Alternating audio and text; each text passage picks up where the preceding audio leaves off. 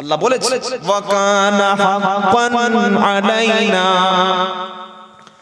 নাসরুল মুমিনিন, আমার সাহায্য মদদটা মুমিনের জন্য করা বাধ্যতামূলক। মুমিন যদি বিপদে পড়ে, মুসিবতে পড়ে, আমি আল্লাহ অবশ্যই মুমিনকে সাহায্যকারী হয়ে যাব।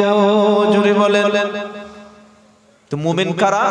ইন্নামাল মুমিনুনা আল্লাযীনা ইযা যুকিরাল্লাহু ওয়াজিলাত কুলুবুহুম ওয়া ইযা তুলিয়াত আলাইহিম আয়াতুহু যাদাতুহুম ঈমানা ওয়া আলা রাব্বিহিম ইয়াতাওয়াক্কালুন আল্লাযীনা ইউকিমুনাস সালাতা ওয়া মিম্মা রাযাকনাহুম ينفقون أولئك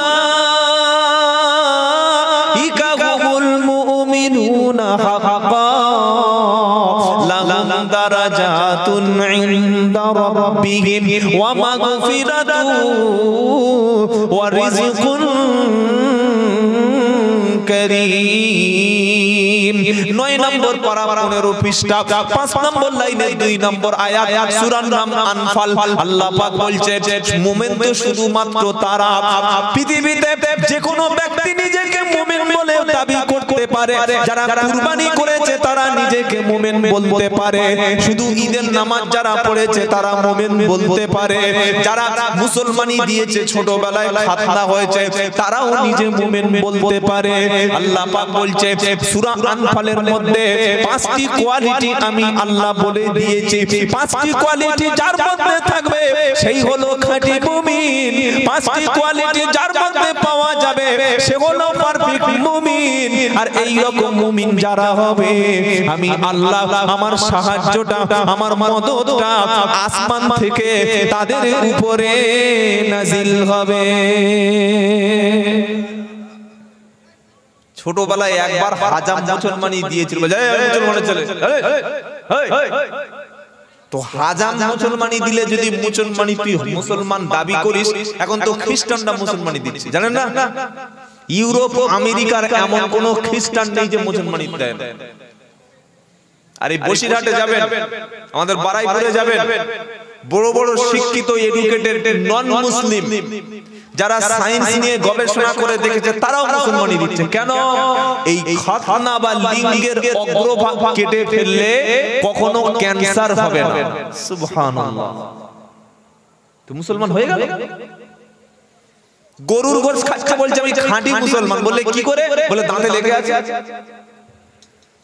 গরুর গোশত খেলে যদি খাঁটি মুসলমান হওয়া যায়, খ্রিস্টানরাও গরুর গোশত খায়, ইহুদিরাও গরুর গোশত খায়, অনেক আদিবাসীরাও গরুর মাংস খায়, খাবার হিসেবে খায়, তো তারা মুসলমান। দাড়ি রাখলে যদি নিজেকে বলো আমি খাঁটি মুসলমান, রবীন্দ্রনাথ ঠাকুর, মাইকেল মধুসূদন দত্ত, শ্রী শ্রী রামকৃষ্ণ পরমহংসদেব, এদের দাড়ি ছিল না ছিল না? রবীন্দ্রনাথের দাড়ি সে আমাদের ইমাম সাহেবের চাইতে বড়। কি বলছেন? বড় না? তা আপনি বলবেন যে খাঁটি মুসলমান। পাঞ্জাবি পড়লে যদি খাঁটি মুসলমান বলে দাবি করা হয়, আরবের জমিনে যারাই থাকে প্রত্যেকেই পায়ের হাঁটুর নিচে পাঞ্জাবি পরে মুসলমান দাবি করবে না। দাড়ি, টুপি, পাঞ্জাবি এগুলো অপমান করছি না, এগুলো আমাদের লেবাস। কিন্তু আল্লাহ পাক সূরা আনফালের মধ্যে বলছে 5টি বৈশিষ্ট্য বা গুণ যাদের থাকবে তারা খাঁটি মুমিন। সুবহানাল্লাহ। কি কি? ইন্নামাল মুমিনুনা আল্লাযীনা ইযা যুকিরাল্লাহু ওয়াজিলাত কুলুবুহুম। সুবহানাল্লাহ। সুবহানাল্লাহ বলতে ইচ্ছা করে না? বলে বলে সারা জীবন সুবহানাল্লাহ বলা হবে। আল্লাহু আকবার। আমাদের পরিবর্তন হতে হবে। বক্তা যতক্ষণ বলবে ততক্ষণ। আপনি যে সুবহানাল্লাহ বলছেন এর দ্বারা লাভ বক্তার হচ্ছে, আপনার হচ্ছে না আল্লাহর হচ্ছে। আমাদের লাভ, আল্লাহর কোনো লাভ আছে নাকি? আমরা যদি দাড়ি চেঁচে দিই, মসজিদগুলো সব যেমন আসামে ভেঙেছে, ভেঙে দিচ্ছে, মাদ্রাসা বন্ধ করে দিচ্ছে। যদি শুকরের মাংস খাই, খ্রিস্টানের মেয়ে বিয়ে করি, দাঁড়িয়ে পেচ্ছাপ করি, ছেলেকে জিন্সের ফাটা প্যান্ট কিনে দিই, কোরআন শরীফ না পড়ি, মাদ্রাসার ছেলেদের না দিই, ইংলিশ ম্যান তৈরি করি, তো আল্লাহর ক্ষতি হবে নাকি? আল্লাহর ক্ষতি হবে? নাউজুবিল্লাহ, কিচ্ছু হবে না। তিনি আল্লাহ, বেনিয়াজ, অমুকাফেক, কারোর দরকার নেই। আর আমরা সবাই নামাজ পড়ছি, সবাই রোজা করছি, সবাই কোরআন পড়ছি, সবাই আল্লাহ আল্লাহ হয়ে যাচ্ছি। আল্লাহ লাভ হবে? আল্লাহ লাভ হবে না, আমাদের নিজেদেরই লাভ। তো আপনি সুবহানাল্লাহ বলছেন, সাথে সাথে আল্লাহ জান্নাতে আপনার জন্য একটা গাছ লাগিয়ে দিয়েছে। সুবহানাল্লাহ।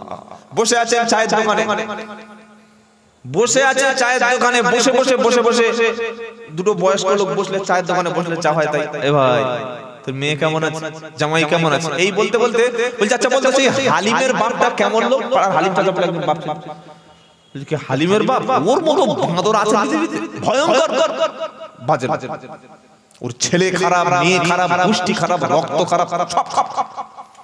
একটু পরে যখন হালিম চাচা এলো, আসসালামু আলাইকুম, চা খাও চা খাও চা খাও, কিরকম নাফরমান বুঝতে পারছেন? বুঝতে পারছেন তো? এই যে সমালোচনা করলেন, তার পিছনে গীবত করলেন, আপনি জিনা করলে এতটা পাপ হতো না যতটা পাপ গীবত করে করেছেন। আর এই কাজের সঙ্গে হাফেজ, কারি, মুফতি, মাওলানা মোটামুটি সবাই আমরা জড়িয়ে আছি। এই পাপ থেকে জবান হেফাজত করবেন ইনশাআল্লাহ। বলেন ইনশাআল্লাহ। চায়ের দোকানে যাবেন কেন? কারণ চা বাড়িতে করা যায় না, বিবির চা কোন পছন্দ হয় না, নামাজি ব্যক্তির গিয়ে যে দোকানে মেয়েরা চা করে সেই দোকানে চা খায়, পাকা পাকা নামাজ। আগে চায়ের দোকানে ভালো কাস্টমার পাওয়া যেত না বলে একটা করে টিভি বা এলসিডি লাগিয়ে দিত, দিত না? দিত না? এটা দেওয়ার পরে কাস্টমারটা বেড়ে গেল। তারপরে ইন্টারনেটের যুগ, দেখছি যে এতেও তো ভালো মাছি পাওয়া যাচ্ছে না, বললে এক কাজ করো, সব টিভি ফিবি রাখ। বউকে বলছে কাল সকালে তুই চায়ের দোকানে বসবি, দেখবি কেমন বেচাকেনা হয়। এবার মেয়েদের অভ্যাস, ঠোঁটে লিপস্টিক, মুখে মেকআপ, ভালো শাড়িটা, ছোট পিটকাটা ব্লাউজ, আল্লাহ মাফ করুক এইসব ভাষাগুলো, এই পরে চায়ের দোকানে গেছে, তো এত বিক্রি হচ্ছে, এত বেচাকেনা হচ্ছে, মসজিদের কোটায় 5 টাকা দিচ্ছে আর বলছে আল্লাহ তুমি বরকত দিয়েছো, আল্লাহ তুমি বড় বরকত আল্লাহ। ফেরেশতারা যে কটা বাঁশ আপনার পিঠে ফাটাবে আপনি ভাবতে পারবেন। কত বুঝেছেন বাবাজি? তো আমরা মুসলমানরা এই দোকানে চা খেতে পছন্দ করি যে দোকানে টিভি আছে, যে দোকানে 2-4টি সুন্দরী সুন্দরী নারী আছে। নাউযুবিল্লাহি মিন যালিক। বাড়িতে চা খাবেন, চায়ের দোকান ছাড়বেন, অর্ধেক গুনাহ থেকে বেঁচে থাকবেন ইনশাআল্লাহ। বলেন ইনশাআল্লাহ। বলেন যে সময়টা চা খাচ্ছেন ওই সময়টা যদি ইমাম সাহেবের কাছে বসে বসে সূরা ফাতিহাটা একটু পড়েন, ইমাম সাহেবের কাছে বসে ছোট একটা সূরা মুখস্থ করে নেন, কোরআনের একটা আয়াত যদি আপনি পড়েন, 1000 রাকাত নফল নামাজের চাইতে বেশি সওয়াব আমলনামায় হবে। জোরে বলুন। মানুষ যখন জান্নাতে যাবে, জান্নাতে যাওয়ার পরে মানুষের মধ্যে কোনো আফসোস থাকবে না, মানুষের মধ্যে কোনো চিন্তা থাকবে না, মানুষের মধ্যে কোনো দুঃখ কষ্ট থাকবে না, কিন্তু একটাই মাত্র দুঃখ কষ্ট থাকবে।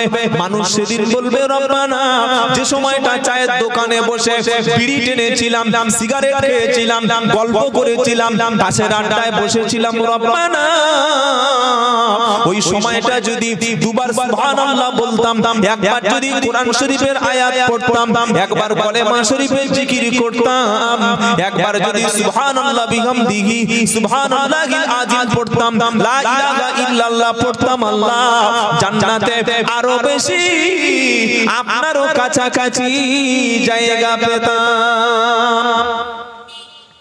তো সেদিন আফসোস করে লাভ আছে? পরীক্ষার হলে খাতা দেওয়া হলো, সাদা খাতা দেওয়া হলো, প্রশ্নপত্র হাতে দিয়ে দেওয়া হলো, মাস্টার বলছে লিখতে শুরু করো, 2 ঘন্টা 45 মিনিট লেখার সময় আছে, 3 ঘন্টা। প্রশ্নগুলো সবগুলো পড়ে একটা উত্তর দিয়ে যদি চলে আসতে পারেন তবে একটা নাম্বার পাওয়ার সম্ভাবনা আছে। পরীক্ষায় হলে বসলেন, লিখলেন না, শুধুমাত্র নামটা সই করে 3-4 লিখে চলে আসলেন, আপনি পাস করবেন না ফেল করবেন? খাতা যখন সামনে এলো ওই সময় বলছে কেন বসেছিলাম, যদি দুটো লিখতাম, যদি দুটো প্রশ্নের উত্তর দিতাম আমার বছরটা নষ্ট কিন্তু হতো না। হে মুসলমান, জীবনে একবার ফেল করলে আরেকবার সুযোগ পাবে, আরেকবার তুমি পরীক্ষা দেওয়ার সুযোগ পাবে। কিন্তু ঈমানের পরীক্ষা যদি ফেল করে যাও, নামাজ ছাড়া যদি কবরে যাও, নবীর সুন্নাত ছাড়া যদি কবরে যাও, কোরআন ছাড়া যদি কবরে যাও, কবরে কিন্তু কাউকে ছেড়ে কথা বলবে না। কবর নবীর বেটা দেখে না, ফাতেমার ছেলে দেখে না, হাসান হুসাইনকে দেখে না, নবীর আওলাদ দেখে না, পীরের বেটা দেখে না, ইমাম সাহেব দেখে না, মুক্তাদি দেখে না, বড় হাফেজ বড় বক্তা আলেম সব কিছু কবর দেখে না। আমল যদি ভালো হয় কবর ছেড়ে দেবে, আর আমল যদি খারাপ হয় সেদিন কঠিন জায়গা হয়ে যাবে। সবচাইতে কবর নিয়ে বেশি কাঁদতেন উসমান গনি রাদিয়াল্লাহু তাআলা। সুবহানাল্লাহ। কবর জিয়ারত করেন না ছেড়ে দিয়েছেন? হ্যাঁ, বছরে কবর দুবার, একবার শবে বরাতে আর একবার লাইলাতুল কদর, তাই তো? আমি জানি তো এই অবস্থা। মনে আপনার বাপ কবরে আছে না নেই? তো মনটা চায় না যে বাপের সঙ্গে সপ্তাহে একবার দেখা করে আসে? চায় না? আল্লাহর নবী সাল্লাল্লাহু আলাইহি ওয়াসাল্লাম বলেছেন, মানুষ যখন মারা যায়, কবরের ব্যক্তিগুলি সমুদ্রের মধ্যে নৌকা বা জাহাজ ডুবে গেছে, যারা সমুদ্রে পড়ে গেছে তারা হাবুডুবু খায়, সলিল সমাধি হয়ে যাওয়া ব্যক্তিগুলো যেভাবে হাবুডুবু খায়, ওটার জন্য কবরবাসীর কবরে ঠিক ওই অবস্থায় হাবুডুবু খাচ্ছে। তার মানে আপনার আব্বা কবরের মধ্যে কঠিন মুসিবতে পড়ে আছে। আপনি যেদিন হসপিটালে ভর্তি ছিলেন, ডাক্তারখানায় ভর্তি ছিলেন, বাপ দেখতে গিয়েছিল না যায়নি? হসপিটালের পাশে, নার্সিং হোমের পাশে, ডাক্তারখানার পাশে বাপ কিন্তু ছেড়ে আসেনি, চোখের পানি ফেলেছে আল্লাহর কাছে। যে রুমে সন্তান ভর্তি থাকে সেই রুমের জানালার গ্রিল ধরে তার ঘরে বাপ কাঁদছে আর বলছে, রব্বুল আলামিন, সবচাইতে বড় ভারী বোঝা হলো সন্তানের লাশ বাপের কাঁধে। আল্লাহ, আমার হায়াত থেকে গিয়ে আমার সন্তানকে বাঁচিয়ে নিন আর আমার কোলের সন্তানটা আমার কাছে ফিরিয়ে দিন। এটা বাপ বলে না বলে? বলে যে বাবা আপনাকে আমাকে এই রকম বলে সুস্থ না করা পর্যন্ত বাড়িতে ফিরে আসেনি, সেই বাবাটা যে কবরে পড়ে আছে, সপ্তাহে অন্তত জুমার দিন হোক, বৃহস্পতিবার রাতে হোক, ছুটির দিনে হোক, যাওয়ার দরকার ছিল না ছিল না? ভুল করেছি তো? ভুল করেছি তো? অনেক বলবেন না হুজুর সব জিয়ারতের দোয়া টোয়া মুখস্থ নাই, ওসব আমাদের ইমাম সাহেবের কাজ। আচ্ছা, আসসালামু আলাইকুম এইটা জানেন না? এরকম কেউ আছে এখানে যে আসসালামু আলাইকুম বলতে পারবেন না? জানেন কেউ যে আসসালামু আলাইকুম জানেন না? কেউ আছে নাকি? সবাই জানে।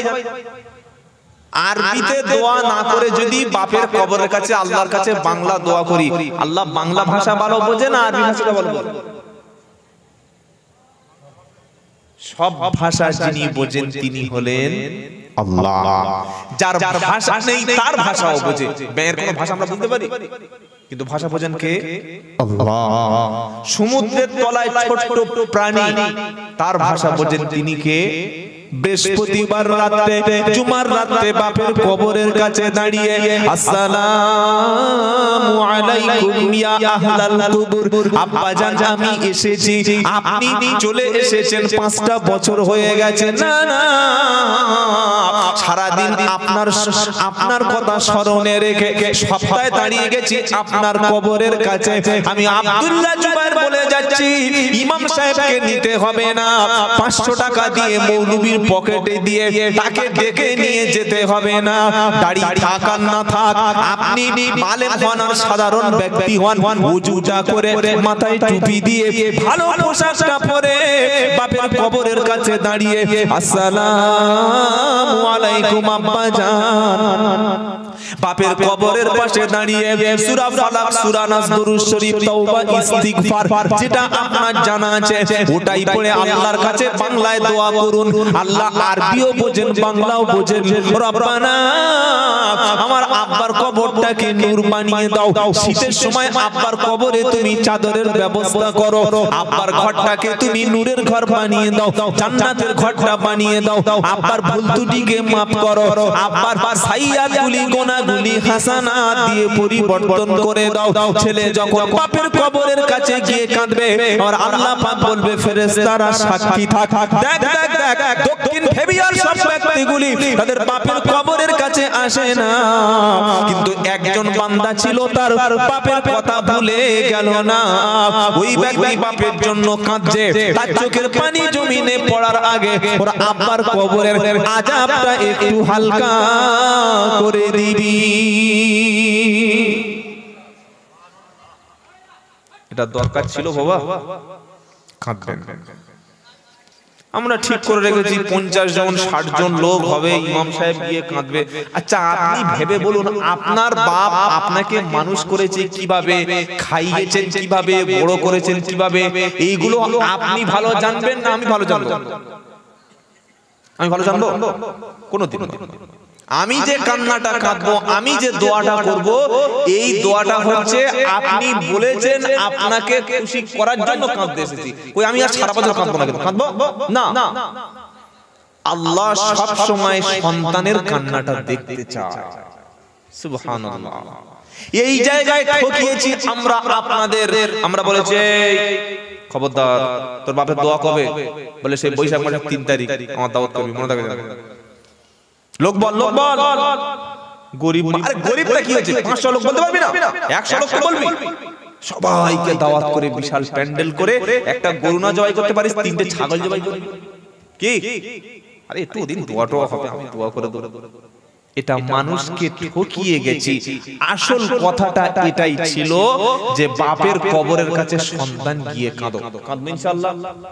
কাঁদবেন? ও বা কবরের কাছে যাবেন তো?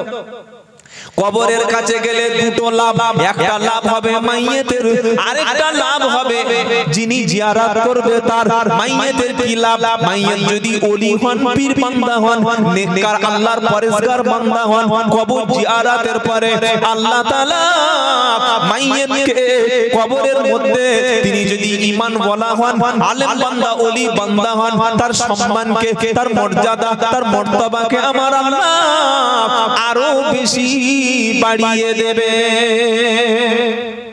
সুবহানাল্লাহ বলতে পারলেন? হুজুর আমার কি লাভ? আপনি যখন কবরের কাছে গিয়ে কাঁদবেন, আপনি যখন কবরের কাছে যাবেন, কবর থেকে ঘুরে এসে আর মদের বোতল হাত দেওয়ার কথা মনে হবে না। কবর থেকে ঘুরে এসে আর নোংরা সিনেমা দেখতে মন চাইবে না। কবর থেকে ঘুরে এসে আর ফজরের সময় বিছানায় ঘুমোতে মন চাইবে না। মন ভাববে রব্বানা এই তো আব্বা একসাথে ছিল, তিনিও কবরে চলে গেছে, আজকের মরলে কালকেরও আমার কবরটা হবে, আমার এইভাবে যেতে হবে। আমি আজ থেকে আর নামাজ কাজা করব না, আমি আজ থেকে আর মিথ্যা বলবো না। কবর জিয়ারত যত বেশি করবেন, আখিরাতের কথা বেশি বেশি মনে হবে। কতদিন হয়ে গেছে বসে বসে ভাবুন যে বাপের সঙ্গে দেখা করতে যাইনি। কতদিন হয়ে গেছে বসে বসে ভাবুন যে মায়ের সঙ্গে দেখা করতে যাইনি, মায়ের জন্য আল্লাহর কাছে কাঁদিনি, আল্লাহর কাছে বলিনি। কতদিন পার করেছেন, একটু বসে বসে ভাবুন। ভাবুন, আমরা ভাবতে ছেড়ে দিয়েছি, ভাবতে ছেড়ে দিয়েছি। খাচ্ছি, ঘুমাচ্ছি, ব্যাস দিন তো চলে যাচ্ছে। মানে পুরো গরু ছাগলের মতো আমাদের জিন্দেগি। নামাজ সে তো আর সমাজে মুসলমানদের নাই। আজকের মসজিদগুলো দেখুন কি বড় বড় মসজিদ হচ্ছে, ভালো ভালো মসজিদ। আমি গতকাল ত্রিপুরা রাজ্যে ছিলাম, ওখান থেকে আমি 1:45 ফ্লাইট ধরে আমাদের কলকাতা ইন্টারন্যাশনাল এয়ারপোর্ট আছে, 3টের সময় নেমে আমি বাড়ি আর যাইনি, এখানে ডাইরেক্ট চলে এসেছি। তো সেই মসজিদ এত সুন্দর দেখলাম, বিশাল মসজিদ। আমি বলে এসেছি ভাই এত সুন্দর মসজিদ করেছেন 25 থেকে 30 লাখ টাকা ত্রিপুরায় বলেছি, কিন্তু ইমাম সাহেবের বেতন যদি 10,000-এর কম দেন সেক্রেটারি, ক্যাশিয়ার আর সভাপতিকে কিয়ামতের দিন আগে আল্লাহ পাকড়াও করবে, হিসাব চাইবে। তুমি আলেমকে ঠকিয়েছো, আলেমকে ঠকিয়েছো। ইনসাফ সমাজের মানুষের আজকে নেই। 30 দিন যে মানুষটা খেদমত করছে, 30 দিন যে মানুষটা নামাজ পড়াচ্ছে, 30 দিন আমার ছেলেদেরকে কোরআন শেখাচ্ছে, আমার বাড়িতে বিপদ হলে ইমাম সাহেব, হলে ইমাম সাহেব, মরলে ইমাম সাহেব, দুঃখে ইমাম সাহেব, সুখে ইমাম সাহেব, হওয়া থেকে মরা, সুখে থেকে দুঃখে, প্রত্যেকটা জায়গায় যার পরামর্শে আমরা চলছি তিনি ইমাম সাহেব। এই ইমাম সাহেবের বেতনটা অন্তত 8 থেকে 10,000 টাকা দেওয়া দরকার ছিল না ছিল না? আমরা কত দিয়েছি বাবা? 4 থেকে, বলো না ভাই, কত? 4 থেকে 5,000 টাকা। আচ্ছা, আপনাকে 4 থেকে 5,000 টাকা দিচ্ছি, আপনি মসজিদে 30 দিন ঘুমান, বিবিটা বাড়ি থাকবে, আপনি ঘুমান দিয়ে কেমন পারেন? খাওয়া দাওয়া মসজিদে থাকে, চলবে সংসার। লোক কি বলে জানেন? হুজুর ইমাম সাহেবের টাকায় বরকত আছে। কেন ইমাম সাহেবের 1 টাকা মানে আপনার কাছে কি 70 টাকা? তাই ইমাম সাহেবের টাকাটা আপনি নিন, মাসের শেষে নিন। এটা ঠকানো ছাড়া কিছু নয়। প্রথমেই শুনিয়েছিলাম জামানা আখেরি জামানা। আগে মসজিদ মাটির ছিল, মানুষের ঈমান ছিল অনেক মজবুত, প্রত্যেকটা মুসলমান আগে মসজিদ মুখী হতো। এখন এত বড় বড় বড় বড় বড় বড় মসজিদ তৈরি হচ্ছে, ঢুকে আপনার চোখ পুরো ছানা বড়া হয়ে যাবে। আরেকটা মসজিদের কথা বলি, যখন আমি মালদা, মুর্শিদাবাদ, দিনাজপুরে যাই, তখন নদিয়া জেলার একদম যাওয়ার আগে ওই আমডাঙ্গা বলে একটা জায়গা আছে, জানেন না? আমডাঙ্গাটা পার হয়ে একটা মসজিদ আছে, মসজিদের নাম হচ্ছে মসজিদে আকসা। আমি বেশিরভাগ সময় মালদা, মুর্শিদাবাদ যাওয়ার সময় ওখানে আসরের নামাজটা পড়ি। অনেকে ভাবছে যে গল্প করছি, সময় নষ্ট করছি না, এটা শুনে রাখুন ইমাম সাহেবদের কি সমাজে অবস্থা আমরা করে রেখেছি দেখেন। তো এই মসজিদে এত দামি টাইলস, দামি পাথর আর মানে মোজাক করা, আপনি দেখলে ভাবতে পারবেন কারণ জান্নাতের মধ্যে চলে এসেছে, এরকম মনে মনে এই ফিলিংস আসবে। তা আসরের সময় গাড়িটা ওখানে রেখে আমি আর আমার সাথী আর ড্রাইভার নামাজ পড়তে গেলাম। গিয়ে দেখলাম 2টো লোক নামাজ পড়ছে আসরে। একটা কাতারে কমপক্ষে 30 জন লোক নামাজ পড়বে। কজন নামাজ পড়ছে জোরে বলেন?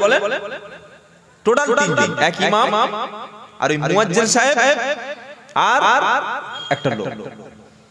আমি গিয়ে বললাম যে জামাত হয়ে গেছে। সালাম ফেরানোর পরে ইমাম সাহেবের সাথে আমার সম্পর্ক আছে, প্রায় সময় দেখা হয়। বলে হুজুর কোথায়? আমি আজকে এই মালদায় যাওয়া হবে।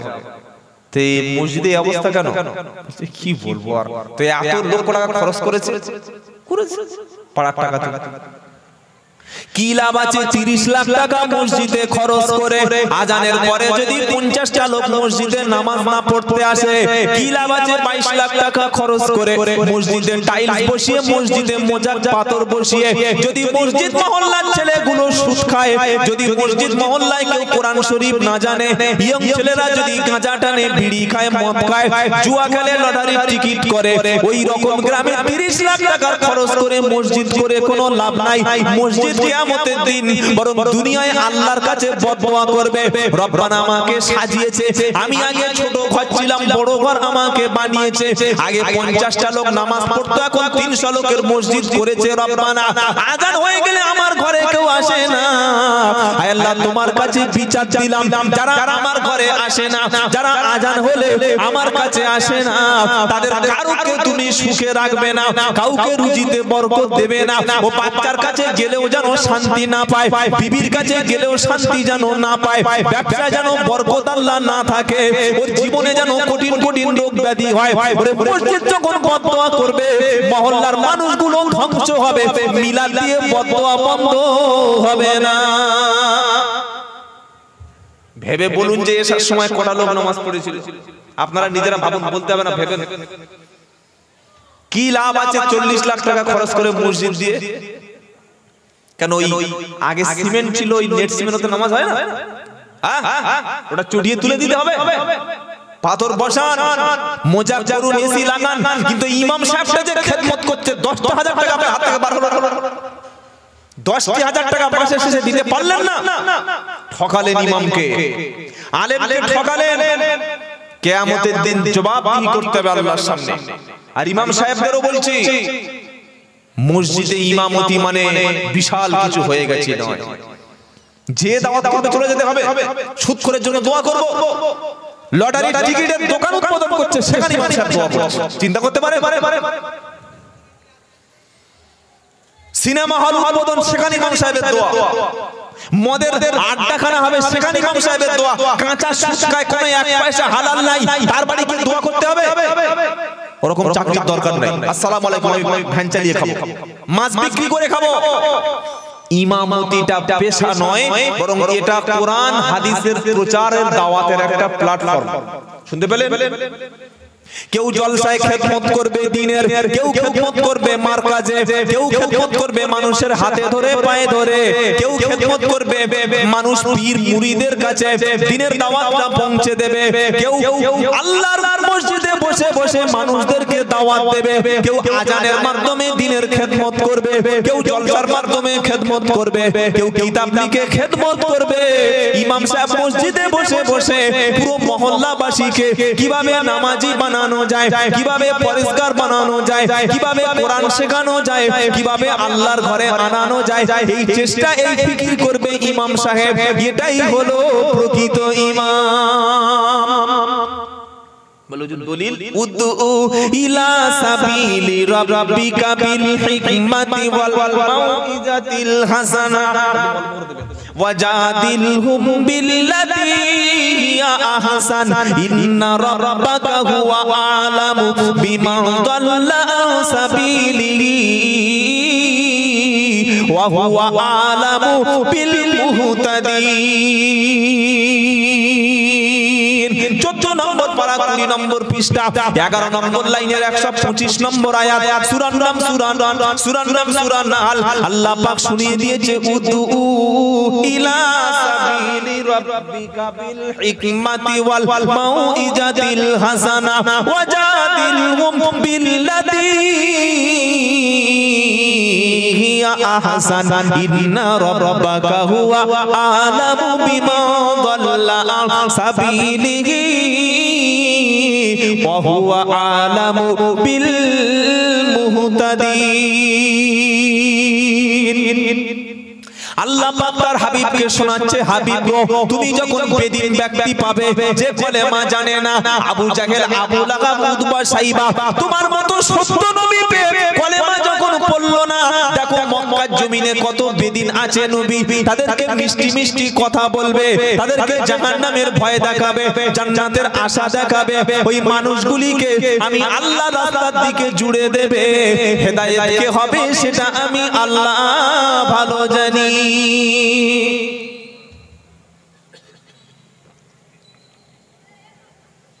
কোন ইমাম সাহেব আসরের নামাজ পড়ে বাচ্চারা 4 জন বসে বসে তাস খেলছে, 4টে বয়স্ক লোক বসে আছে। ইমাম সাহেবের উচিত ছিল না এই কথা বলা যে ভাই তুমি তো মুসলমান, বয়স তো অনেক হয়ে গেছে, দাড়ি তো পেকে গেছে, তো চলো না ভাই মাগরিবের নামাজটা পড়ি। এটা যদি ইমাম সাহেব বলে, ইমাম সাহেবের মানে জন্য আল্লাহ একটা জাহান্নাম অবধারিত করে দেবে, তাই তো নাকি? করে দেবে না? এটা জলসায় বলছি, সেই কথাটা ইমাম কেন বলতে পারে না? মসজিদ কমিটিতে কারা থাকবে এটাও আল্লাহ কোরআনে বলে দিয়েছে। সুবহানাল্লাহ বলতে ইচ্ছা করে না? মসজিদ কমিটিতে কারা থাকবে এটা আল্লাহ ঠিক করে দিয়েছে। অনেক পয়সা আছে, নামাজ পড়ে না, কমিটিতে থাকার যোগ্যতা ওর নাই, এটা আল্লাহ বলেছেন। অনেক পয়সা আছে কিন্তু জুমার নামাজটুকু পড়ে না, মসজিদের পদে তাকে রাখা যাবে? মসজিদের ক্যাশিয়ার, সভাপতি, সেক্রেটারি, অথচ কুরআন শরীফ হাতে নিয়ে একটা আয়াত পড়তে পারে না, ওকে মসজিদ কমিটিতে থাকার কোনো যোগ্যতা না, কোনো অধিকার নেই। কেন? মসজিদ কমিটি সেই ব্যক্তি থাকবে ইমামের অবর্তমানে যিনি মসজিদের নামাজ পড়ানোর যোগ্যতা রাখেন। শুনতে পেলেন? আমরা কি করি? এই হোসেন মিয়া অনেক পয়সা দে সেক্রেটারি বানিয়ে দেয়। এই রকম লোকের সেক্রেটারি বানিয়ে দিলে, সুদের বিরুদ্ধে বক্তব্য করলে ইমামের চাকরি যাবে না? যাবে। 5 ওয়াক্ত নামাজ পড়ে, গরিব মানুষ হলেও আল্লাহ থেকে ভয় করে, এই লোককে সেক্রেটারি বানিয়ে দেয়। যা জুমার দিন টাকা উঠছে সব পকেটে ঢুকে নিয়ে বাড়ি চলে গেছে, হিসাব দেয় না, হিসাব নাই। 5 বছর পরে যখন বললো ভাই হিসাব দাও, বললে আগে যে সেক্রেটারি ছিল তার হিসাব দাও। বুঝতে পারছেন কথাটা? 5 বছরের সেক্রেটারি ক্যাশিয়ার 2 তলা ঘর করে নিয়েছে, মাদ্রাসার নাম করে চাঁদা তুলে বিল্ডিং পর্যন্ত করে নিয়েছে। এটা হচ্ছে না হয় না? এটা বললে আর এলাকায় কেউ আমার ভালো বলবে? বলবে না। সেজন্য একবার কারা মসজিদ কমিটিতে থাকবে আল্লাহ বলছেন শুনেন, ইন্নামা ইয়ামুরু মাসাজিদাল্লাহি মান আমানা বিল্লাহি ওয়াল ইয়াউমিল আখির ও আকামাস সালাতা ও আতাজ যাকাতা ওয়া লাম ইয়াখশা ইল্লাল্লাহ। 10 পারা সূরা তাওবার 9 নম্বর লাইনের 18 নম্বর আয়াত আল্লাহ পাক শোনাচ্ছে, নিশ্চয়ই আমার ঘরগুলো আবাদ করবে তারা, আমার মসজিদের দায়িত্ব নেবে তারা। প্রথম শর্ত হলো পাকা ঈমানওয়ালা হবে যারা, আখিরাতের প্রতি বিশ্বাসী হবে যারা। দ্বিতীয় কোয়ালিটি থাকবে ও আকামা সালাত, নামাজ কায়েমকারী হবে। বেনামাজি মসজিদ কমিটিতে চান্স পাবে না। শুধু নামাজ পড়বে না, মাঝে মাঝে জুমার দিনে সেক্রেটারি ক্যাশিয়ার দাঁড়িয়ে ইমাম সাহেবকে বলবে, ইমাম সাহেব আজকের আসরের নামাজে মসজিদের পাশে অনেক মানুষ আছে যারা নামাজটুকু পড়তে আসলো না, ওদের একজনকে নামাজি বানাবো। খাজা মঈনুদ্দিন চিশতি রাহমাতুল্লাহ আলাইহি, ফুরফুরার মুজাদ্দিদ জামান আবু বকর সিদ্দিক রাহমাতুল্লাহ আলাইহি, বসিরহাট আল্লামা রুহুল আমিন রাহমাতুল্লাহ আলাইহি জলসা করতে গিয়ে দেখেছে সেখানে মাদ্রাসা নাই, সেখানে মসজিদ নাই, সেখানে মানুষ আল্লাহ চেনে না, মানুষ রাসূল চেনে না। জলসার পরে মাদ্রাসা মসজিদ প্রতিষ্ঠা করেছিল বলে আজও বাংলার জমিনে দ্বীন জিন্দা আছে। আর আমরা যারা ব্যবসা শুরু করেছি শুধু আমাদের লাভ হচ্ছে, আপনাদের কিছু হবে না। কথা বুঝেছেন? একটা বেনামাজিকে সারা জীবন যদি ইমাম সাহেব নামাজি না বানাতে পারে, তোর চাকরি করো, তখন বাড়ি গিয়ে শুয়ে পড়বে। বলেই না কাউকে, পাড়ায় জ্যান্ত মদের অনুষ্ঠান হচ্ছে, মুখে কথা নাই। মুসলমানের ছেলেরা লটারির টিকিট কাটছে, মুখে কথা নাই। পাড়ার মধ্যে জন্মদিবস পালন হচ্ছে, মুসলমানের বিয়েতে ড্যান্স হচ্ছে, মুসলমানের বিয়েতে গান বাজনা হচ্ছে, মুসলমানের বিয়েতে বেহায়া নারীরা উলঙ্গ পোশাক পরছে, সেখানে ইমাম সাহেব দোয়া করে আসছে। একটাবার মুখ খোলে না যে ভাই এটা শরিয়াতে হারাম, এটা করিস না। কত মানুষ এখনো পর্যন্ত জানেন যে নামাজ শুধু জানে না, জুমার নামাজ পড়বে, নামাজের নিয়তটুকুই জানে না। ওর জুমার নামাজে দাঁড়িয়ে পাশের লোক দেখছে কি করে নিয়ত বাজে, নিজে সব নিয়ত করছে। এটা ইমাম সাহেবের দায়িত্ব নয়? এটা কি সেই বসিরহাট মাওলানা বাগ থেকে লোক শেখাবে, না ফুরফুরা শরীফ থেকে লোক শেখাবে, নাকি সেই দেওবন্দ থেকে লোক এসে শিখিয়ে দেবে? এই দায়িত্ব ইমাম সাহেবের নয়। আপনি তাহলে কি করতে আছেন? ইমামের বিশাল দায়িত্ব, বিশাল। ইমাম মানে লিডার, নেতা, এমন একটা নেতা হবে ইমামের খেদমত যেখানে বেশি আছে সেই মহল্লায় ছেলেরা সব কোরআন পড়তে পারে। সুবহানাল্লাহ। ইমামের খেদমত যেখানে বেশি সেখানে মায়েদের মধ্যে পর্দা আছে। ইমাম যদি 2 বছর খেদমত করে, আমি নিজে খেদমত করে আমার এলাকায়, আমি একটা মসজিদে জুমা পড়াই, যুবকদের নামাজি আল্লাহ বানিয়েছেন আমার ওসিলায়, যুবকরা কোরআন শিখেছে আমাদের ওসিলায়। অনেক মানুষ হারাম ছেড়ে দিয়েছে। আগে যেখানে গান বাজনা হতো সেখানে এখন জলসা হয়। আগে যে জায়গাটা কোরআন শিখতো না, এখন কোরআন প্রত্যেকদিন পড়া হয়। ইমামরা যদি একটু মুখ খোলে, একটু যদি মেহনত করে, অনেক কিছু হয়। হয় না? হয় না? আমি জানি সকালবেলা পুরি দিয়ে ঘুগনি দেবে, দুপুরবেলা একটা বড় মুরগি জবাই করে দেবে, আর রাতে সেই বড় ইলিশ মাছ দেবে। তা কি দরকার আমার তো পেয়ে যাচ্ছে। আল্লাহর কাছে ধরা পড়তে হবে। কথা মনে থাকবে বাবা। মসজিদ কমিটির দ্বিতীয় কোয়ালিটি হলো ওয়াতাজ যাকাত, যাকাত কায়েমকারী হবে। পাড়ায় ধনী ব্যক্তির যাকাতগুলো মসজিদ কমিটি সংগ্রহ করে 1 থেকে 1.5 লাখ টাকার একটা ফান্ড মসজিদে রাখতেই হবে। কেন ভাই? কেন?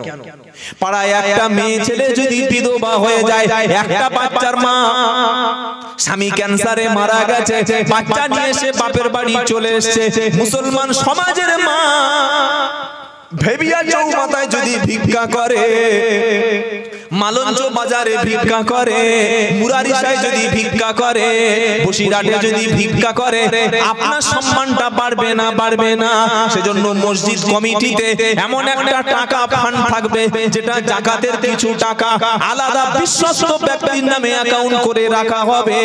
যদি কোনো মা বিধবা হয়ে যায়, তার বাচ্চাটা এতিম হয়ে যায়, এই বিধবা মা তার বাচ্চার দায়িত্বটা মসজিদ কমিটির ওই যাকাতের টাকা দিয়ে চলে যাবে। জোরে বলুন সুবহানাল্লাহ। একটা ছেলে মাধ্যমিক পাস করার পরে সে চায় একটা খুব বড় ডাক্তার হব। ছেলেটা 5 ওয়াক্ত নামাজ পড়ে, ডাক্তার হতে গেলে তাকে ভালো ভালো জায়গায় পড়াশোনা করতে হবে, নিট পরীক্ষা দিতে হবে, 5 থেকে 7 বছর মেডিকেল ট্রেনিং দিতে হবে, তাকে কোচিং সেন্টারে যেতে হবে, বিশাল টাকা খরচ। এই রকম ভালো ছেলে নামাজি পরেশগার যার স্বপ্ন একটা ডাক্তার হব, ডাক্তার হয়ে এসে এই দক্ষিণ ভেবিয়ার মানুষদেরকে আমরা চিকিৎসা করব। মসজিদ কমিটি যদি 50 থেকে 1000 থেকে 1 লাখ টাকা ওই রকম সন্তানের পিছনে দিয়ে একটা ডাক্তার যদি করিয়ে আনে, নামাজি ডাক্তার একটা পেয়ে গেলাম, আর ওই ডাক্তারের কাছ থেকে গোটা মহল্লাবাসী মসজিদবাসী ফ্রিতে চিকিৎসা পেয়ে যাব।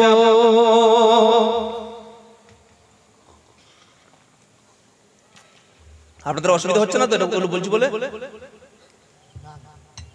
অনেকে ভাবে কি সব বলছে ডাক্তার মাস্টার। এই বাবাজিরা, ডাক্তারের দরকার আমাদের আছে না নাই? আপনি জানেন দাড়ি রেখে সবাই নয়, অনেক ভালো আছে, দাড়ি রেখে বোরকা পরে গেছে ডাক্তারখানায়, এমনকি সরকারি হসপিটাল পর্যন্ত দাড়ি আর বোরকাওয়ালা মহিলাদের প্রতি অনেক জায়গায়, বেশি নয়, একটা দুটো রকম আছে, খারাপ নজরে দেখে। জানেন আপনার মেয়ে হিজাব পরে স্কুলে গেছে, মাধ্যমিক পাস, এবার উচ্চ মাধ্যমিক পড়বে, হাই স্কুলে যাবে, হাই স্কুলের হেডমাস্টার বলে দিয়েছে স্কুলে হিজাব চলবে না। আপনি কি বলছেন? এই আমার মেয়ে লেখাপড়া শেখাবো না, এটা আপনি বলছেন, এটা আপনার রোগ, এটা আপনার মূর্খতা। কথাগুলো ভাবুন,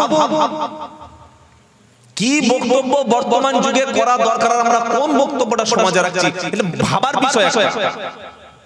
তো আপনি বললেন আমার মেয়ে হিজাব পরে স্কুলে যাবে না, ওর লেখাপড়াই শিক্ষা দেব না, এটা কি ইসলাম বলেছে? আল্লাহ মুসলমানদের যে পয়সা দিয়েছে, পাড়ার মুসলমানরা মিলে যদি একটা বড় স্কুল তৈরি করত, যাকাতের টাকায় হাজার হাজার স্কুল তৈরি হয়ে যায়। যাকাতের টাকায় হাজার হাজার স্কুল তৈরি হয়, মাদ্রাসার সাথে সাথে একটা স্কুল দরকার। কোন স্কুল? যে স্কুল থেকে মাধ্যমিক পাস ছেলে আসবে, আবার এমন শিক্ষা স্কুলে থাকবে মাধ্যমিক পাসের সাথে সাথে ছেলেটা মসজিদে ইমামের অবর্তমানে ইমামতিও টুকু করতে পারবে। এই রকম একটা ছেলে আমাদের তৈরি করার দরকার ছিল। ছিল না? ছিল না? ছিল। উচ্চ মাধ্যমিক পাস করেছে, ওকে আজান দিতে বলুন, আজান শুনলে পালায়, আজান দেবে করতে। শুনেছি আজান শুনলে শয়তান পালায়, কিন্তু উচ্চ মাধ্যমিক পাস করে আজান শুনে পালিয়ে যাচ্ছে। কেন? সেই যোগ্যতাটুকু তার মধ্যে নাই।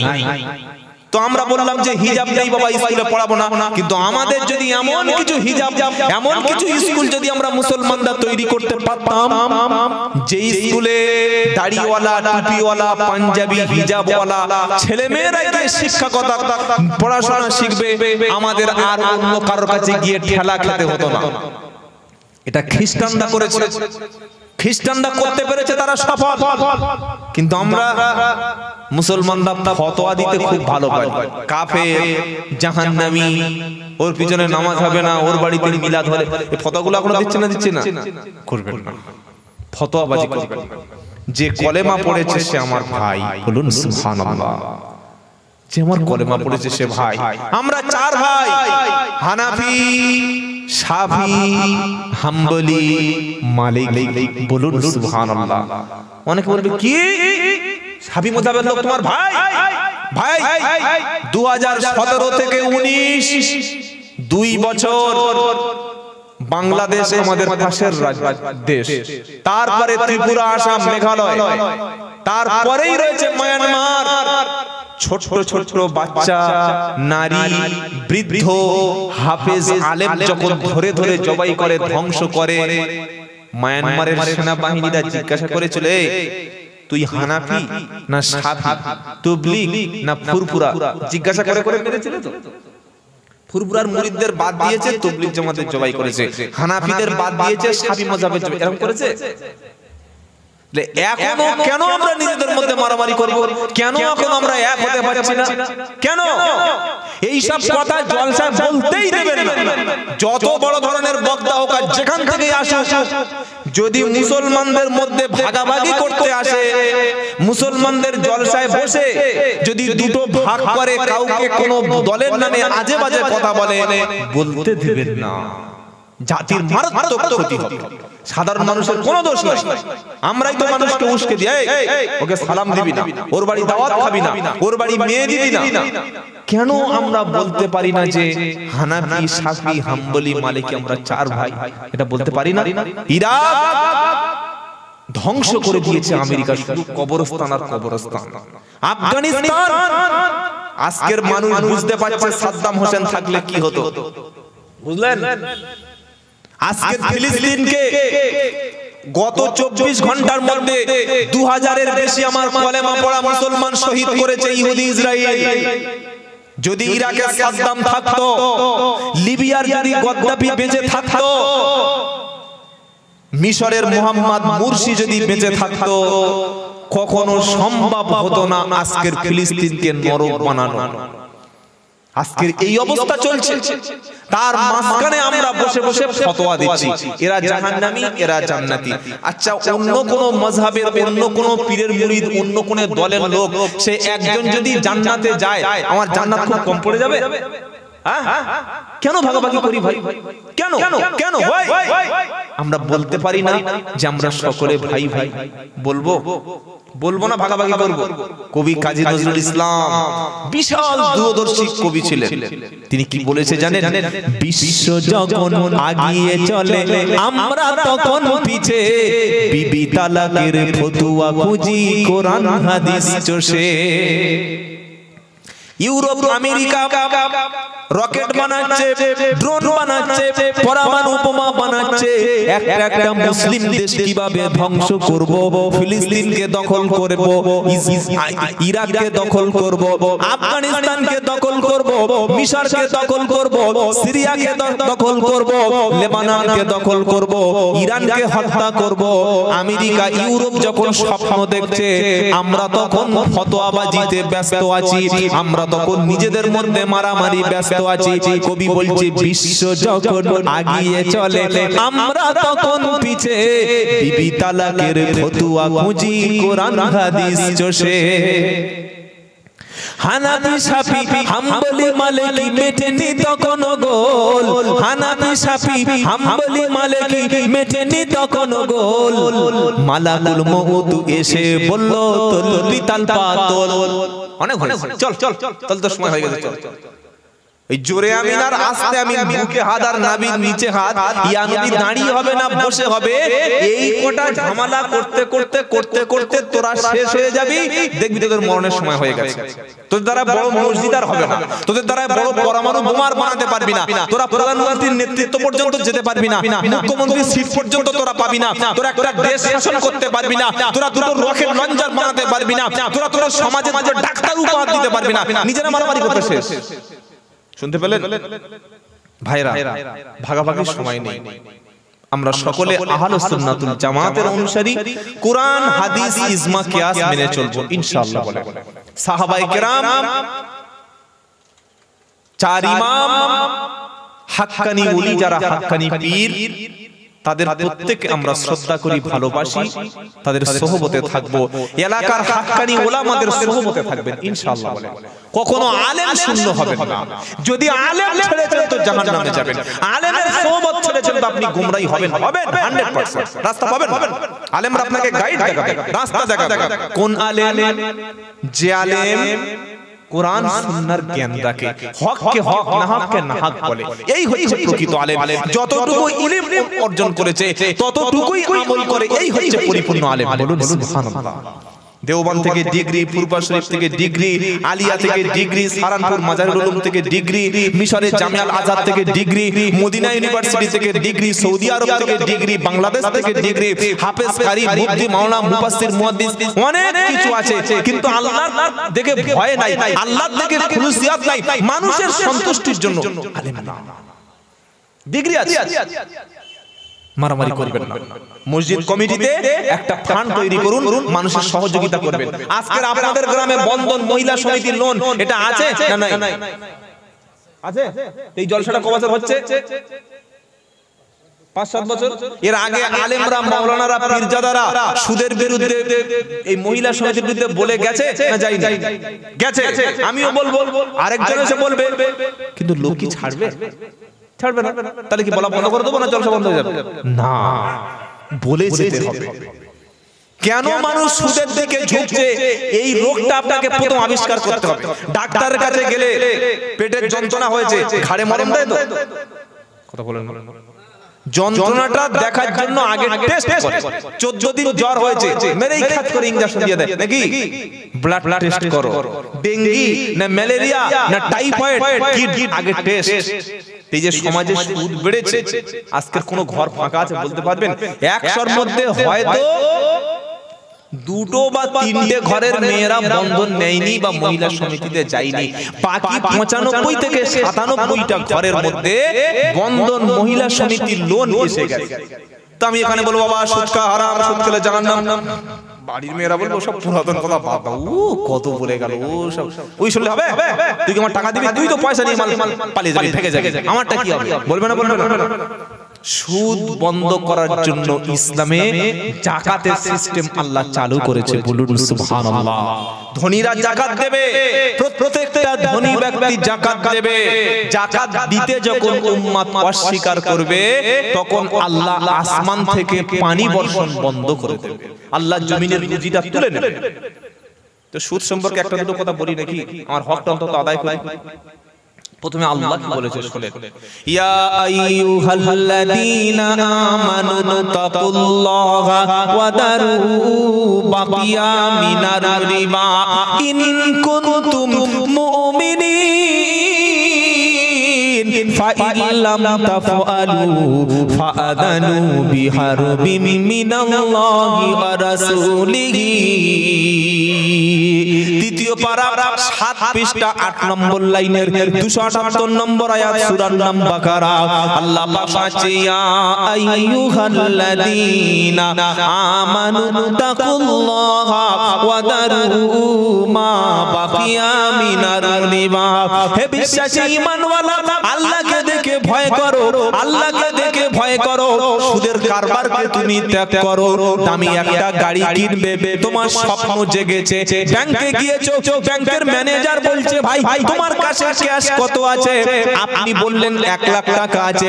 ম্যানেজার বলল জমি দলিলটা জমা দাও, আর 5 লাখ টাকা ব্যাংক থেকে লোন নিয়ে 7 লাখ টাকার 4 চাকা গাড়ি নিয়ে নাও। কোরআন বলছে না, দামি গাড়ি চড়তে গিয়ে জানো তুমি সুদের মধ্যে তুমি ইনভলভ হয়ে যেও না, ওখানেই তুমি আল্লাহকে ভয় করো।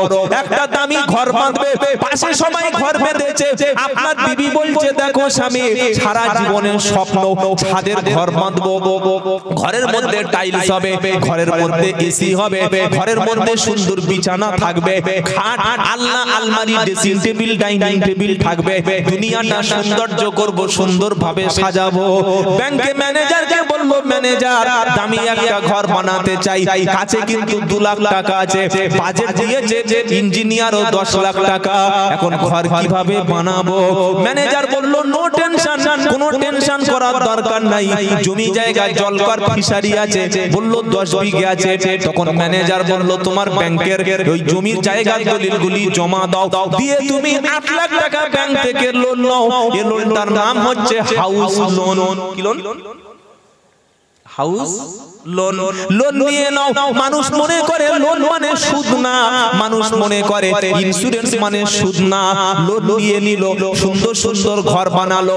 ঘরটা বানানোর পরে একদিকে লিখেছে আল্লাহ, আর একদিকে লিখেছে মুহাম্মদ, একদিকে লিখেছে লা ইলাহা ইল্লাল্লাহ, আর একদিকে লিখেছে মুহাম্মাদুর রাসূলুল্লাহ সাল্লাল্লাহু আলাইহি সাল্লাম। একদিকে লিখেছে পিতা মাতার, আর একদিকে লিখেছে আশীর্বাদ, একদিকে লিখেছে এলাহি, অপর দিকে লিখেছে কি বলো ভরসা। সামনে মোটা মোটা অক্ষরে লিখেছে হাদা মিন ফাজলি রাব্বি, এটা আমার প্রভুর দয়া, এটা আমার আল্লাহর দয়া। সুদের টাকায় ঘর বানালো, সামনে আল্লাহর নাম লিখে দিল। সুদের টাকায় ঘর বানালো, উপরে আল্লাহর দয়ার কথা বলল। ব্যাংকের কাছ থেকে হাউস লোন নিয়ে ঘর বানালো, আর ভিতরে মক্কা মদিনার ছবি দিল। ওই ঘরে আমার মতো আব্দুল্লাহ জুবারকে যদি মিলাদে ডাকে 10,000 টাকা যদি ধরিয়ে দেয়, আমি 2 ঘন্টা কেঁদে দোয়া করব, রব্বানা ঘরওয়ালার প্রতি দোয়া করো, বাড়িওয়ালার প্রতি রহম করো। ফেরেশতারা কবরে এমন শাস্তি দেবে, কোনো বাপ আমার পাশে সেদিন থাকবে না। হে বাবাজিরা, সোনার আলালেরা, তাই কোরআন শোনাচ্ছি, ইয়া আইয়ুহাল্লাযীনা আমানু তাকুল্লাহা, হে বিশ্বাসী ঈমানওয়ালা, আল্লাহকে ভয় করো। সুদের কারবারকে তুমি ত্যাগ করো, সুদের কারবারকে ত্যাগ করো। ইন কুনতুম মুমিনিন, যদি তুমি মুমিন দাবি করো, যদি তুমি ঈমানদার দাবি করো, সুদের কারবারকে ত্যাগ করো। মহিলা সমিতিকে না বলো, হারামকে তুমি না বলো। ফা ইল্লাম তাফআলু ফাআদানু বিহারবিন মিনাল্লাহি ওয়া রাসূলিহি।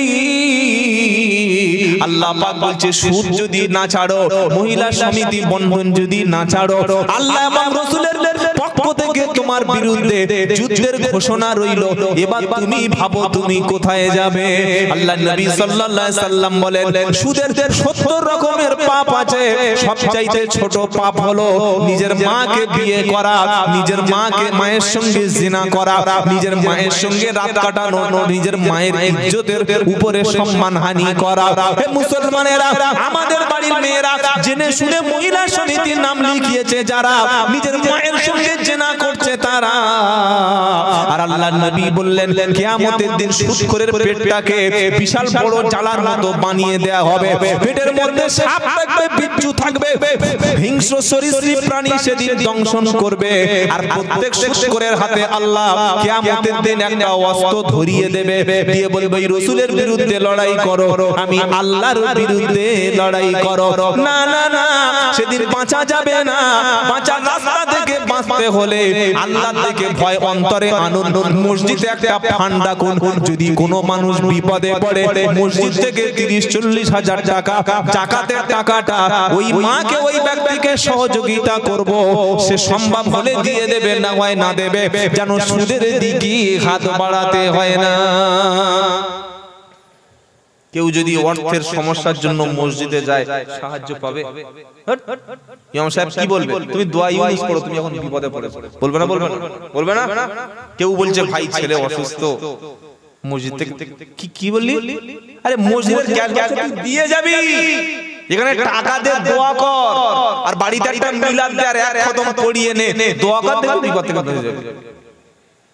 উচিত ছিল না মসজিদ কমিটিতে 1 থেকে 1.5 লাখ টাকার জাকাতের ফান্ড রাখা? ও তো ছেলে নিয়ে ছুটছে পাগল হয়ে, ও যখন হালাল টাকা পাবে না তখন তো বাধ্য হয়ে সুদ নেবে। ও যাবেটা কোথায়? যাবে কোথায়? এটা মুসলিম সমাজের ভাবা দরকার। 100 বছর আগে ছিল একটা বাচ্চা এতিম, বাপও নাই, মা নাই, তার পৃথিবীতে কেউ নাই, দাদুর কাছে থাকে। এই ছেলেটা লেখাপড়া, শিক্ষার ব্যবস্থা সমাজ, মসজিদ, সোসাইটি করবে না করবে না? এ যদি মূর্খ থাকে, মসজিদ, মহল্লা, গ্রামবাসী যদি এই এতিম ছেলেটাকে লেখাপড়া না শিক্ষা দেয়, এই ছোট ছোট ছেলেদের সাথে ঘুরে ঘুরে 2 দিন পরে বিড়ি টানবে না?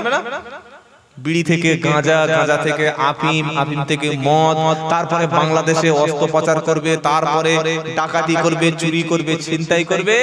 আর পেপারে যখন নাম আসবে 10 লাখ টাকা ছিনতাই করেছে ব্যাংক থেকে, আরিফুল ইসলাম ওরফে মোহাম্মদ কাসিম। তখন বলে ও আল্লাহ মোল্লারা কি করছে দেখো, দোষটা কার? আমাদের। ভাবুন নিজের দোষটা আগে ভাবুন।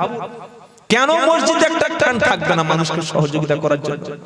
আপনারা বলবেন হুজুর আপনি কেন কেন করছেন?